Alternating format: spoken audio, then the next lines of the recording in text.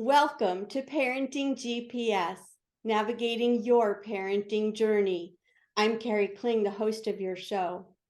You know, young children are some of the most precious gifts that this world has to offer. They're innocent, they're loving, they're naive, they're imaginative, and sometimes we feel like we don't know how to handle them because we see behaviors that we're not sure, what's happening. Temper tantrums, running away, not wanting to do what you're asking, meltdowns, and the list goes on and on. If you're a parent, you know what I'm talking about. But are children, young children, when this is happening, really just not complying? Or is there something that is the root cause? Could there be something that is causing anxiety that is forcing, if you will, these reactions in children or creating these reactions? Well, our guest today, Prerna Richards, is an expert in this field, and she is going to share with us what we can do as parents, grandparents, educators. If you work with children, if you're with children, you don't want to miss what Prerna has to tell us. And I'd like to introduce her to you right now. Prerna Richards is an international and national keynote speaker, coach, and consultant. She has been in the early childhood education field for the past 37 years, the majority of her experience being in NAEYC accredited programs, and that stands for the National Association of the Education of the Young Child. She is a registered master level trainer with the Texas Early Childhood Professional Development System. And most recently, she has started her own consulting business, Together We Grow, providing professional development, coaching, and consulting for educators and individual families. She believes that every child is born capable and intelligent and deserves the best start in life. And this starts with parents and teachers being trained and given information on child development. Her educational philosophy is a play-based approach with a strong social emotional foundation. Prerna is also the winner of the Susan Hargrave Trainer of the Year Award from the Texas chapter from the National Association of the Education of the Young Child in the year 2020. Prerna, thank you so much for being here and being willing to share your wisdom and expertise with our viewers. Thank you, Kari. I am so excited to join you today. Looking forward to this conversation. I am looking forward to it too. And for those of you out there watching, Prerna and I were laughing before we began recording because we are the green team today. We didn't plan this at all, but we're going to go with it. So we love it. Yeah, the peace field, the peace Yes, team. exactly. So, Prerna, I just mentioned a little bit about children, young children specifically, when, sometimes when parents may ask them to do something and you get some of those other behaviors that we talked about. I know that you believe that this kind of behavior is really a form of communication. Can you share with us a little bit about these behaviors and what it could mean? So thank you. Great question to get us kicked off with. All behavior has meaning. Let's just start there. All behavior has meaning, and all behavior is a form of communication. So if we can understand that, it changes our perspective and it changes our mindset. Instead of thinking this is a toddler being defiant, this is a preschool being giving me pushbacks, or they're not just listening, or they're not complying, let's just rethink that they're trying to communicate something through their tantrum, through their meltdown, through their running away. Right. What are they trying to communicate, and what am I missing? So we sit in this curiosity space, we sit in this wondering space, and that's what helps us to go underneath what is happening on the out surface of the behavior. Behavior is like an iceberg. You just see the tip. There's a whole lot underneath. Absolutely. And you mentioned about, we know this is all connected to emotions. And one of the things that we know about very young children is that the younger the child, the less ability they may have to be able to identify what they're feeling and to come up with the emotional vocabulary to communicate with that someone to someone else. Do you agree? 100%, 100%. So just today, I was talking to a mom and she has a toddler. And she was telling me that this toddler goes from 0 to 100 and completely loses it, completely loses it. But they've been reading books about, and I can share some resources, when you get a chance to have some vocabulary introducing books in the family. So books about emotions, books about feelings. Why does this matter? It matters because if we can help the children identify it. So in this mom's case, he was losing it and getting so into a rage. Rage is a good word, right? But he also then scares himself, right? Along with that comes anxiety and fear. So I do this, but I don't like it. And now I'm losing control and I really am feeling insecure now, right? So insecurity is a label, right? We can help children recognize that you are feeling insecure, you're feeling scared. Would you like a hug? Next time you feel this, what can we do? So it can become a teachable moment instead of just saying, this is toddlers' behavior and they don't listen. And, I'm going to use my voice to control them, because quite often grown-ups have a way of requiring obedience and compliance. I don't have a problem with compliance. Children should learn to listen. I'm not saying that. But I think the flip side of that is it creates anxiety and fear and insecurity. And then they act out on that emotion. Yes, and as you said, it's not just about hurry up. And believe me, I mean, we've all been there. Hurry up! We have to get in the car. We have to go. Just come. And sometimes parents feel emotional about this situation, and again, to try to keep calm. But we're going to get into that, about what the triggers can be, and what the strategies are to help our children and to help ourselves not get to the point of feeling like we want to just lose it ourselves. But you have something that you call the 5 F's, about Mm. what happens in that survival brain with a young child. Really, it happens at some level with all of us, just being Mhm. human. But I want Mhm. to focus right now on the young child. And so, would you go ahead, please, and share those 5 F's and what is happening within a young child when they're upset? Such a good way to understand what's happening in the brain. So, if we understand behavior as a form of communication and we don't fully understand the communication, understanding where they are in their brain state will be the absolute key to helping the child in the moment. So, before we get into the 5 F's, I just want to talk about the 3 brain states. So, there's a survival brain, there's the emotional brain, and there's a learning brain. Based on where the child is, whether they're in their scared brain, or they're in the emotional brain, or they're in their learning brain, our strategies look different. And their behavior looks different, because behavior is communication. It looks different when they're communicating a different message. So, going back to the survival brain with the 5 F's. So, the first one is fight. They fight with their hands. They try to protect themselves because they're feeling anxious and scared. And I'm going to stay with the emotion of anxiety because there's many more tangents we can go down. But I think just for clarity, when children are anxious or insecure or scared, they could fight. They could fight to protect themselves, because if you're coming too close, like if you're the parent who grabs them or holds them or picks them up when they're feeling anxious, they're going to fight you.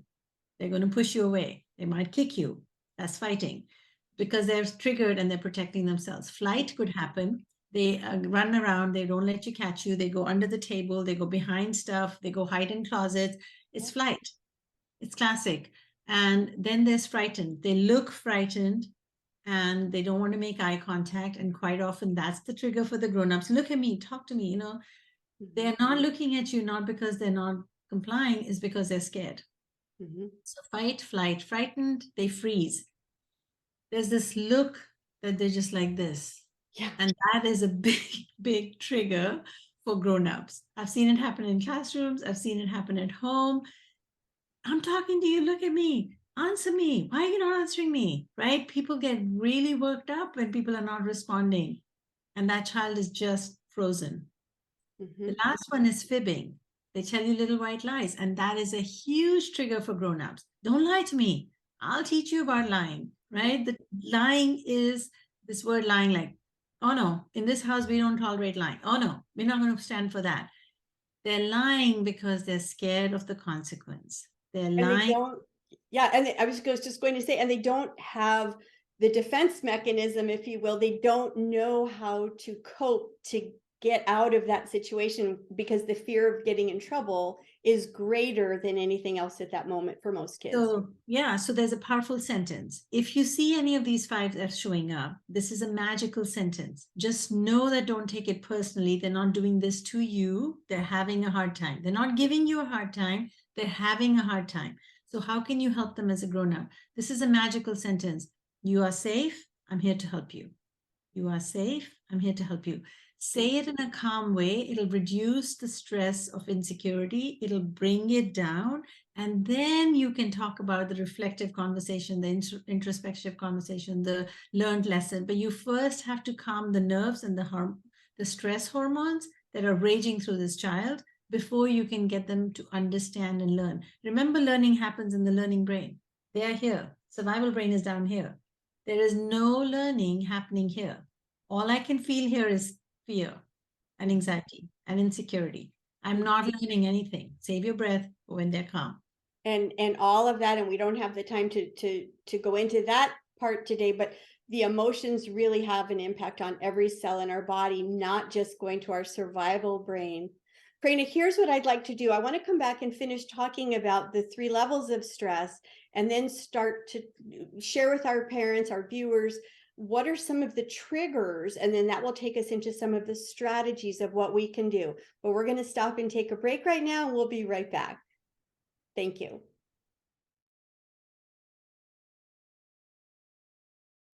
Prerna, we left off in the first segment where you had mentioned about the different levels of stress, really that a human being feels, but we're speaking specifically about a young child now. Can you elaborate, please, on those 3 levels of stress and maybe a very brief example? Sure. So the 3 levels of stress are positive stress when something good happens in our life. It's still stressful. The tolerable stress is temporary, right? You're stuck in traffic, or you have a drop off at school or pick up at school, or they're not feeling well. So it's tolerable because it's temporary. The last one is toxic. It goes on and on and on, and it actually changes how our coping mechanism happens. So when we're talking about young children, even if grandparents are coming to visit, that's a good thing, but it's stressful. And if the teacher changes, or they've shifted from this classroom to this classroom, or we're now going into the summer, so the normal school schedule is changing to summer, that could be tolerable stress. So you're going to see some turbulence. Mm-hmm. And then the toxic, if it's prolonged, ongoing, and they don't have any coping people, coping skills, or coping community around them. So being aware of those things as a parent is obviously very important. And so we've talked a little bit about the different things that we may see in terms of a reaction from young children when they're feeling stress. You've talked about the 3 levels of stress. What are some triggers that we may not even think about as adults that could be triggering anxiety in our young children? What are some of the triggers? One of the top ones is lack of schedule and routines. Mm-hmm. If you don't have a schedule at home, you're going to send your children into anxiety and insecurity. They need to know what's coming next. The other big one is controlling adults. Controlling adults is a really interesting one because none of us think we're controlling. But if you're constantly correcting them instead of connecting with them, you are going to trigger the survival brain. Mm-hmm. Constantly correcting them, meaning, have you picked up your clothes? Have you done this? Have you done this? Have you brushed your teeth? Put it away. Have I asked you to listen? You're not listening. If the only conversations you're having with them is connecting, just know that you're not correcting, then you know you're not connecting with them. So Absolutely. shifting your mindset again is, how can I connect with you? How can I understand you? How can I accept you for who you are? All children need to, I call it SAIL, really, SAIL. It stands for all children need to feel safe, need to feel accepted for who they are. Don't try to fix them. Don't try to change them. They are who they are, included. They want to be included in your family, and eventually they want to be loved unconditionally, Mm-hmm. not performance-based love. Mm-hmm. If you listen to me, then I'll love you. If you do what I'm asking you to, then I'll love you. If we're not sailing, we're not thriving. So That's SAIL. Yeah, such a great way to remember that. And I just want to share with the parents, if you're thinking, well, I do that, and oh my gosh, am I doing the wrong thing? This is not about parent shame. It's not about guilt. If you have heard yourself say some of those things that Prerna just mentioned, it's about creating an awareness and saying, okay, I'm going to try to get better at that. Not about feeling badly at that. We've all had those moments. You do better when you know better. So you can only Exactly. begin where you are. You can only begin where you are. So no guilt. Exactly. Yeah, guilt is not a helpful emotion. So no guilt. Begin where you are. If what I just said resonates with you, pause and reflect and see how can I change that.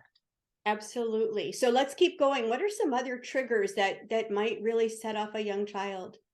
Perfectionism is where I see it coming up a lot. Children who want it and need it to be perfect. Something that they're drawing, something that they're doing, something they won't do a puzzle if they think they can't complete it perfectly. They won't take it on. And so labeling that as an emotion of perfectionism and making yourself as an example would be a way to help them. Oh, I make mistakes all the time. There's so much I don't know because children don't know that. Grown-ups haven't figured it all out. They don't know we're making it up as we're going, telling it to them. Oh yes, Absolutely. I do it with my grandchildren. They call me Ammi, so I just say, perfect Ammi shows up, and then she doesn't let me do anything. Does that happen to you sometimes? Does perfect Ava come up and does she tell you you can't do the writing or you can't do the work because yeah, we are going into the frozen brain. We can't do it because it's not perfect. So where do I begin? Exactly. Exactly. What are some other triggers? Anything else that you would like to share right now in our limited time? I think lack of consistency, lack of follow through. You say something, you're going to do it, and then you don't keep your word and you don't follow through, or you do something different one day and different the next day, or children that are growing up in split families because they have to go to a different home. Dad's family does it like this, mom's family does it like this, and we all have life happening. I understand that you don't have control over the other family, but Mhm. just recognize that that lack of consistency could be creating insecurity, could be creating a fear. So talk about it. How does that Exactly. make you feel and what's in your control, right? Helping children to recognize what did that make me feel and what's in my control? What can I change and what can I control? Children have very little that they can control. Excellent. And I want to put just one other thought in there, if I may. Sometimes with all children, but especially young children, they may be feeling fear or, having a trigger about something that we don't have a clue about, something that we might think, well, there's no stress in their life. There's no reason for them to feel afraid. I am doing the same thing every day, but there could be things that are happening that we think are nothing, but it's a big deal to our young kids. So you raised up a really good point. Having a end of the day ritual, I call it chit chat. My grandchildren call it. That's who named it. So pillow chit chat. So before you end the day, snuggle with them, be on the pillow together. You're sharing the heads on the pillow and talk about the day. What was something that was scary today? What was something that was joyful today? Right. So it creates a space where we can talk about this in a safe space. If we don't ever talk about it, how do we know that that was scary for them? Like to your point, something that doesn't even come into our attention was making them feel a bit anxious. Absolutely. And so what we're doing right now is we're beginning to start talking about those strategies. And that's where we're going to focus in our next segment so that we can give our viewers okay, so what do I do about it? And as soon as we come back, we're going to share those.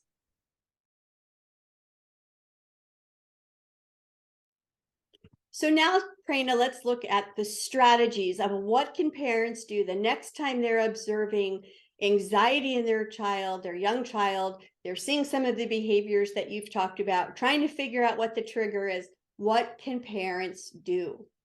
Yeah, so this is really helpful for any time, right? Not just when the next time they do it. Get into the habit of doing this over time because it takes time to rewire the brain. So the first one is expose.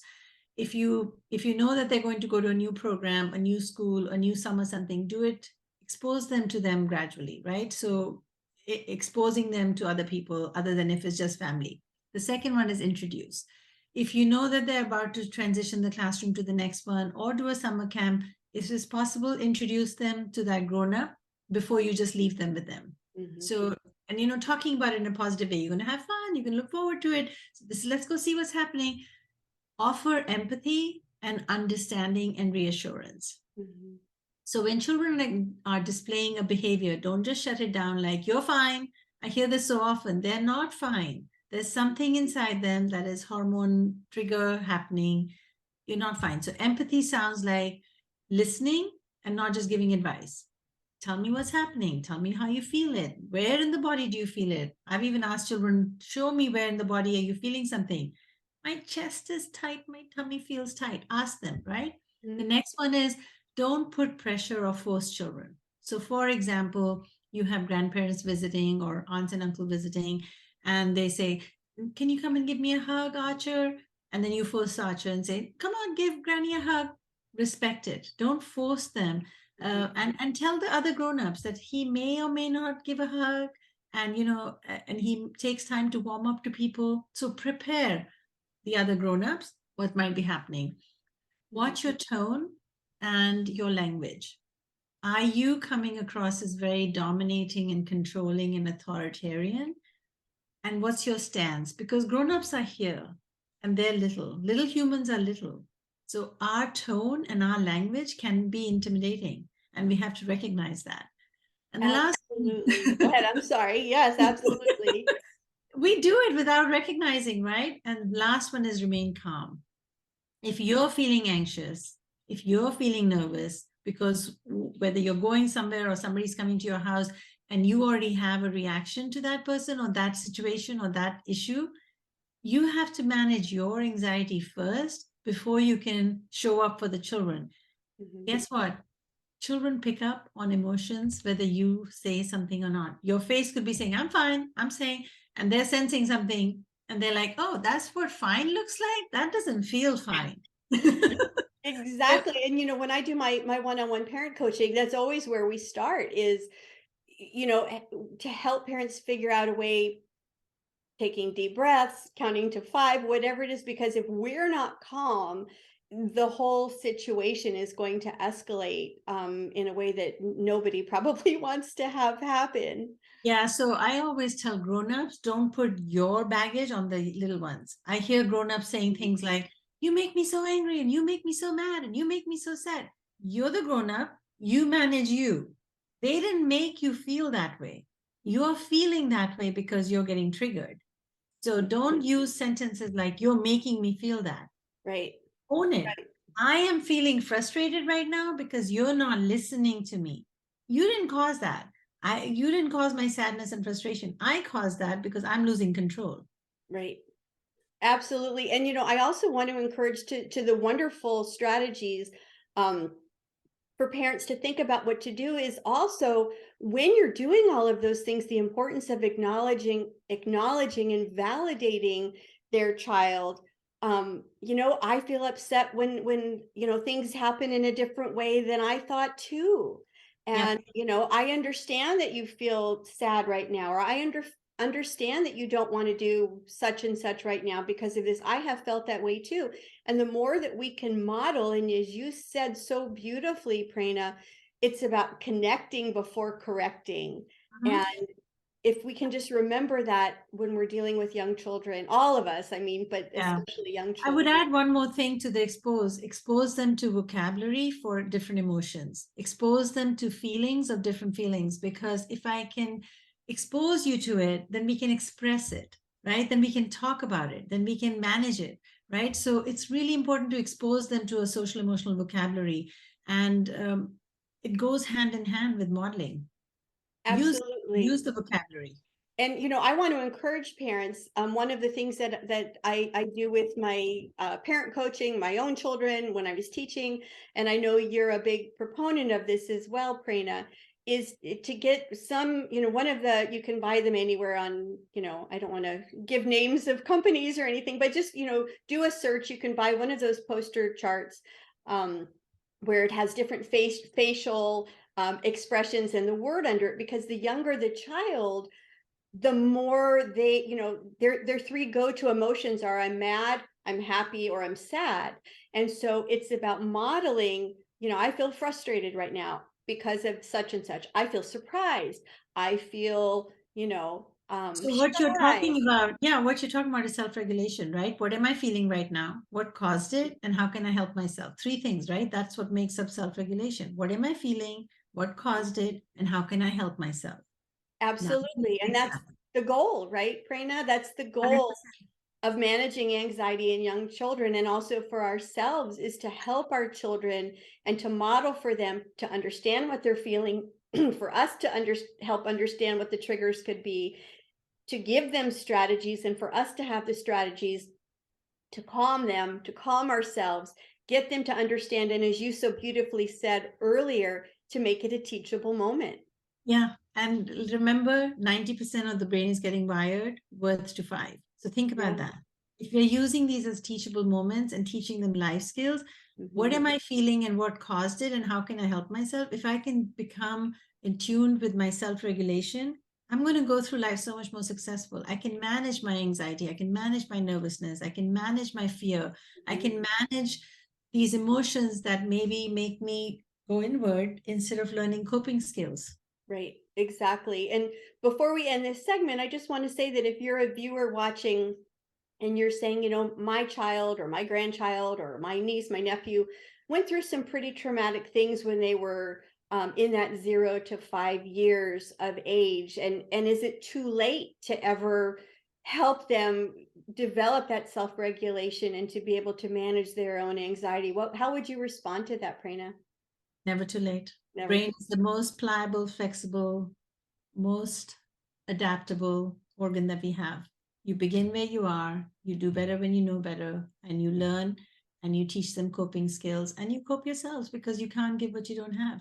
And if you become a grown up and you were traumatized and trauma resurfaces, and this is Yeah, not a conversation for trauma, but a lot of anxiety disorders come from trauma triggered. And right, we're not talking about the disorders in this segment. We're talking right. about just regular children experiencing anxiety and nervousness, right?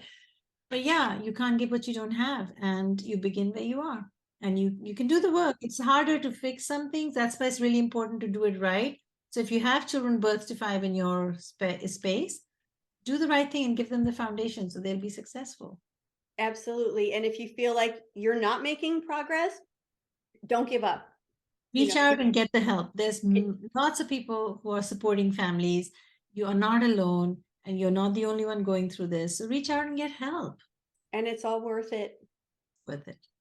And when we come back, we are going to take some questions. We have 2 questions from our viewers for you to answer, and we'll be right back.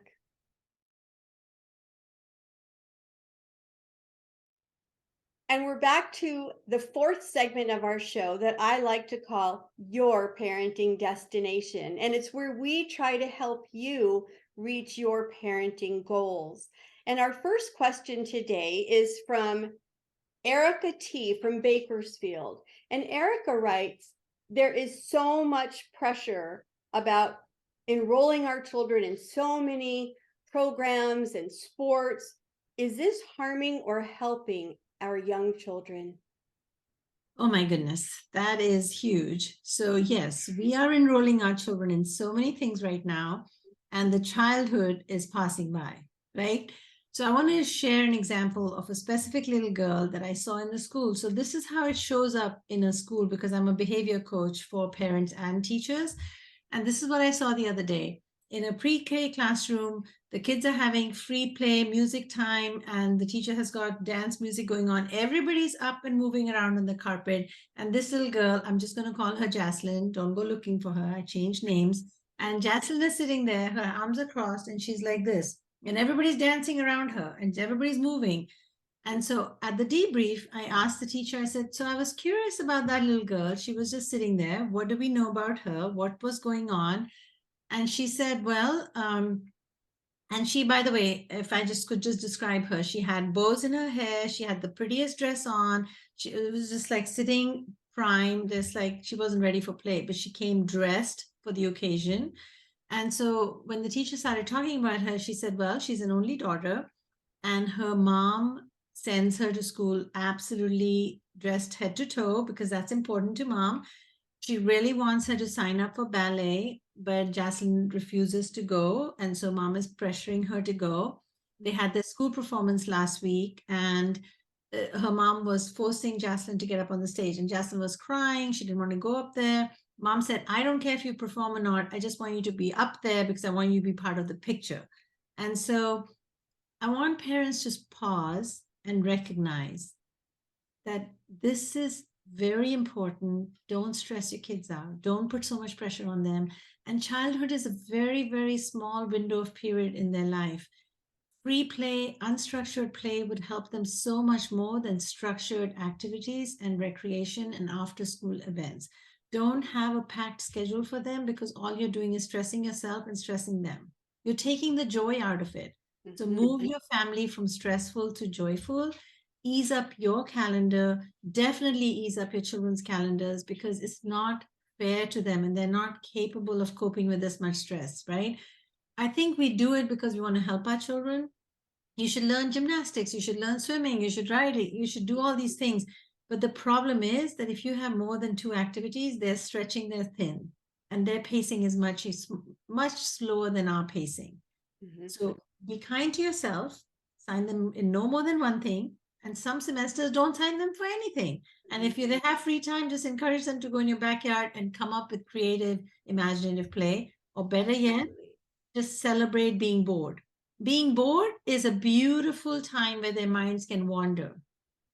So cut down on the schedules. You can do this. Absolutely. And to those of you that are out there thinking, oh my gosh, I've got my kids in all of these things, we have created this culture of competition. And, my child's got to do this and be excelling in this. And as Prerna just said, we're not always helping our children by overscheduling them, And it's especially okay. It's okay if you don't at such a post very the young social age. media. Yeah, you don't have to post pictures of your social media to tell the world you have a happy family. It's okay. You decide to get off the rat race. You decide that you are not going to do that. You make that decision for your family and you're going to be just fine. Absolutely. And Prerna, our second question today comes from Kelly R. from Hartford. And Kelly is interested in understanding about your favorite resources to teach kids about their emotions. And I know you have a couple you'd like to share with us. I love it. So children's literature is my favorite go-to no matter what age I get because I learn so much from children's literature. This is one of my favorites. Worry Says What? This is a beautiful book and it's really good for reading. And if they're having nightmares or if they're struggling, label it. It's a worry. We all have worry. This is another one of my favorites. I Am Human. It has tons of emotions in it. Even jealousy is an emotion. Go there, right? Sibling rivalry is an emotion. Go there. If you can bring it into a normal conversation, and children's literature is the best way to do it. Right. So just to have those conversations, not to assume and say, oh, you're fine, or, oh, don't feel like that. Just to really honor what our kids are trying to tell us. But Carrie, here's the other thing. Based on generational, how old we are, we were not raised like this, right? Like I was raised in India. I wasn't raised with emotional vocabulary. I am now learning this. I didn't do it. My daughters are in their 30s. I have 4 grandchildren. I am now doing it with my grandkids. I didn't do it with my daughters, right? But the times have changed. Times have changed, and our children need to be emotionally intelligent. We need to do emotional literacy for them because they need to be able to cope. Pressures are different, expectations are different. It's never going to go backwards. The childhood is the same. Childhood looks different, but the child is the same. The brain is developing, and we have to change how we raise them now. Absolutely. I couldn't agree with you more. And Prerna, we are just about at the end of the time that we have together. Would you please share with your viewers, how can they find you? How can they find your videos, your website, your social media? Please let everybody know how they can do that. Thank you so much. Yes, my website is called togetherwegrow.online. So it's not the .com.org, it's to line .online. So togetherwegrow.online. On that, you can subscribe for the weekly newsletters, lessons learned from little humans. It come right in your email. Just subscribe on the first page. There's a YouTube channel you can subscribe for, 5-minute videos on the brain. There's tons of free resources on the website. You can download all of that for free. And I'm just here to support families and children. And Take you're advantage, doing, take advantage. yes, and you're doing such a beautiful job of it, and your experiences, your wisdom, your expertise are gifts to the world, Prerna. And Thank so you. what I'd like to do is, first of all, thank you so much for being here. We've worked together on a couple of other things, and it's a joy to have this opportunity to work with you again. Thank And you. I'd like to close our segment today with a quote that you shared with me earlier. And you said, when it comes to our emotions, if we mention them, we can begin to manage our feelings. When we can talk about our feelings, they become less overwhelming, less upsetting, and less scary. Thank you so much for being here. Thank you, Kari, for the opportunity.